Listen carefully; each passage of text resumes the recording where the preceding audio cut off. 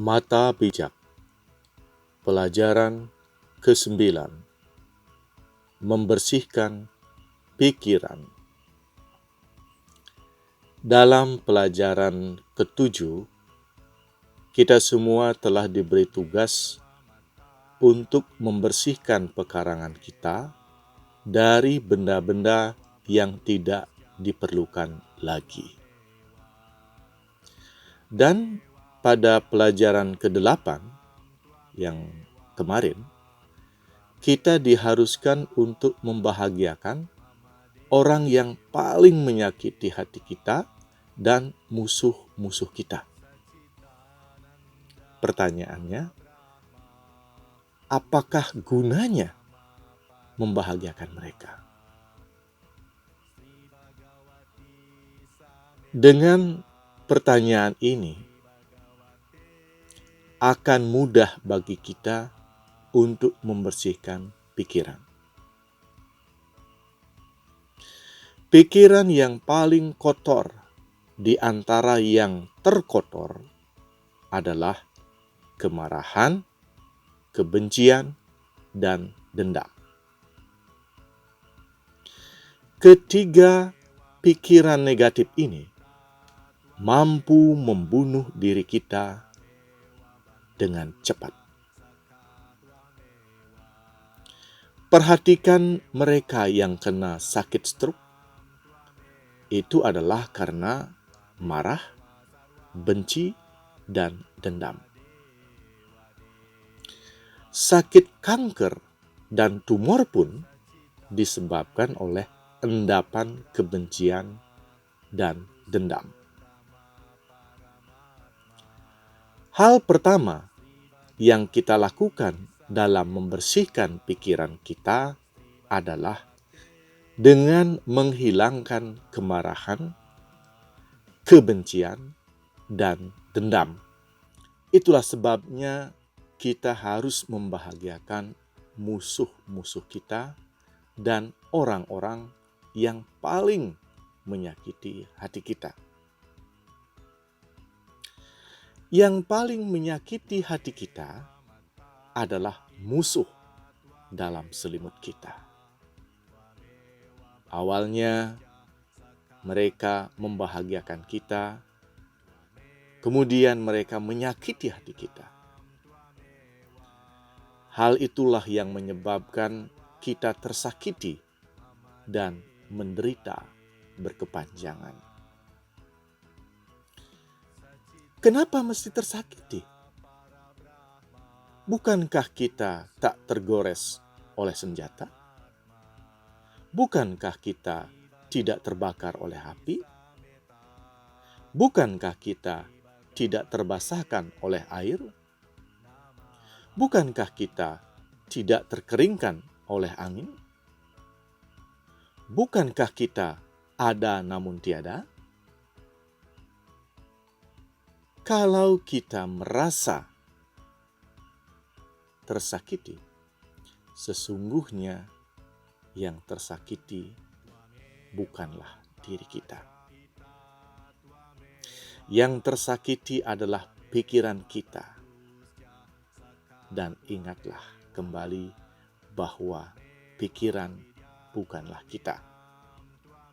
Yang tersakiti hanyalah pikiran, bukan diri sejati kita. Kita harus membahagiakan orang yang menyakiti hati kita.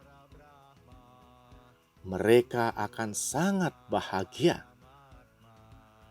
Bukankah tujuan kita dalam kehidupan ini adalah untuk membahagiakan semua? Kalau dengan menyakiti diri kita, mereka bahagia, ini adalah dharma kita, yaitu membahagiakan mereka semua. Kalau mereka sudah bahagia, maka selesailah karma kita dengan mereka. Bukankah menyelesaikan karma adalah tugas kelahiran kita ke dunia? Demikian juga dengan musuh-musuh kita. Ketahui dan sadarilah, apa sebenarnya yang diinginkan dari musuh-musuh kita. Musuh kita hanya menginginkan satu hal, yaitu agar mereka menang. Maka, jika ingin membahagiakan musuh-musuh kita, mengalahlah. Hanya dengan mengalah, kita akan bisa mengalahkan musuh-musuh kita. Pertengkaran atau perang tidak akan pernah menyelesaikan masalah. Perang bukanlah solusi untuk mengalahkan musuh. Tetapi jalan termudah untuk memenangkan musuh adalah mengalah. Mengalah bukan berarti kalah. Mengalah berarti menghindari korban. Menghindari korban adalah kemenangan yang luar biasa. Maka mengalahlah di hadapan musuh. Maka biarkanlah orang yang membenci kita menyakiti tubuh kita, menyakiti pikiran kita, namun jiwa kita, hati kita akan terbahagiakan. Kapan saja kita mampu membahagiakan orang-orang di sekitar kita, kita akan menerima kebahagiaan berlipat-lipat kali lipat. Musuh bukanlah harus dimusuhi. Orang yang membenci kita bukanlah harus dibenci. Mereka harus dihormati dengan baik. Sebab sesungguhnya musuh-musuh dan mereka yang menyakiti kita adalah perwujudan Tuhan.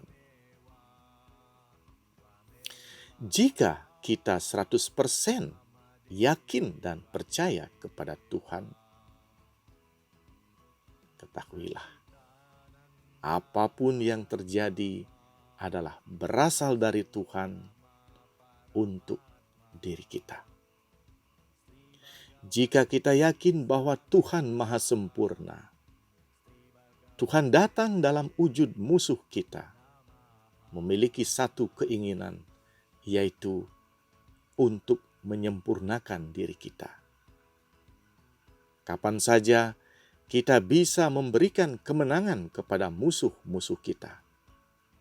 Kapan saja kita bisa memberikan kebahagiaan kepada mereka yang menyakiti hati kita. Pada saat itu, kita sempurna.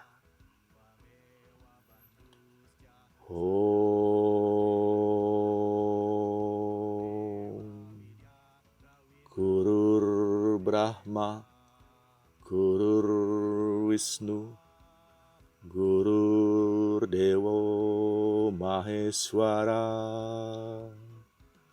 Gurur Saksat Param Brahma, Tasmai Sri Gurave Namah. Oh Guru, Engkau adalah perwujudan Dewa Brahma, Dewa Wisnu dan Dewa Siwa. Tuntunlah pikiran, perkataan, dan perilakuku menjadi bijaksana. Oh.